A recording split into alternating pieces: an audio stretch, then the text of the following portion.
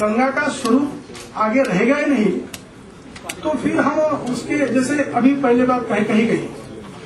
मैं कहता हूं कि एक बात मैं आपसे जोड़ना चाहता हूं कि आखिर ये बांध जो बनाए जा रहे हैं और इसके पीछे का उद्देश्य कहा जा रहा है कि इस देश के शकुंतला का बेटा ऊर्जा बिजली के नीचे अपनी पढ़ाई कर सके, उसके नाम से जो ये बिजली की पैदावार की जा रही है, ये सारी धोखाधड़ी है। और इस देश को अभी जितनी बिजली हमारे पास है वो पर्याप्त है। इसको आंकड़ों के द्वारा हम सिद्ध किया जा सकता है, क्योंकि हमें देश के टोटलिटी में सोचना पड़ेगा और जो देश ने नीति निर्धारण चलाई की है उसके बारे में सोचना पड़ेगा। तो टोटलिटी में जब हम ऊर्जा के विषय को जोड़ते हैं तो हमें दिखाई देता है। ठीक है, नहीं सभी में थोड़ा अब समय नहीं, मैं एक मिनट जोड़ रहा हूँ। आपने संक्षेप नहीं किया।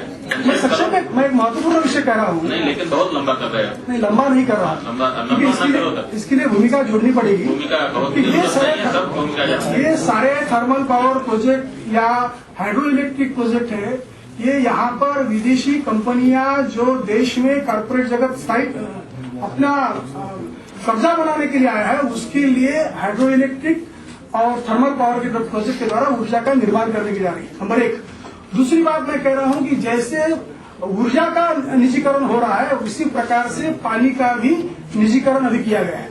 सरकार के द्वारा घोषित किया गया है कि सारे नदियों का जल एक राष्ट्रीय संपत्ति है और सरकार को ये अधिकार है कि केवल ऊर्जा ही ना बनाए बल्कि हर प्रकार के पानी के उपयोग के लिए अपन पानी का उपयोग करने का अधिकार पूरा सरकार को दिया गया है।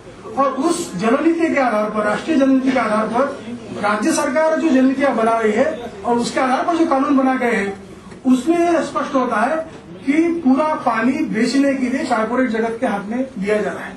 तो हमको दो बातें ध्यान में लेनी पड़ेगी कि पूर्णतः बांध का विरोध करना पड़ेगा। इसके साथ मुलगा में जो नीति आई है सामने, जो पूरे पानी के क्षेत्र को प्रभावित करने वाली है और पानी बेचने का खुली परमिशन कॉर्पोरेट जगत के लिए देने वाली है, जिस पर लोगों का, किसानों का अधिकार छीनने जाने वाला है, उस पक्ष को ध्यान में देना चाहिए।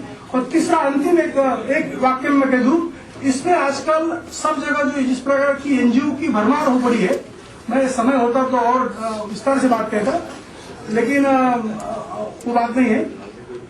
जिस प्रकार के एनजीओ अपना प्रोजेक्ट बना के वहां जा रहे हैं, और किसी साथी ने अभी कहा कि ये सारा एनजीओ ओरिएंटेड हो रहा है, जब तक हम अपने कार्यक्रमों को लोकाधारित और लोक शक्ति के आधार पर खड़ा नहीं करेंगे, मुझे नहीं लगता कि हम इसमें अंतिमतः सफलता पा सकते। धन्यवाद। आपका अपना नाम? सर्वोदय मंडल का काम करता हूँ और बड़े लोग इसमें 5 नदियां हैं, इनमें से सबसे छोटी नदी पर काम करता है। आप तो देखते हो क्या हालत है नदियों की। बच्चों तक को ये समझ गया है, if river is polluted it is failure of culture, education, spirituality, ethics, political, administrative, civic, technological, journalistic, legal, scientific and environmental leadership. तो लीडरशिप क्राइसिस है। तो लीडर ये है कि जो शुरू करके देगा काम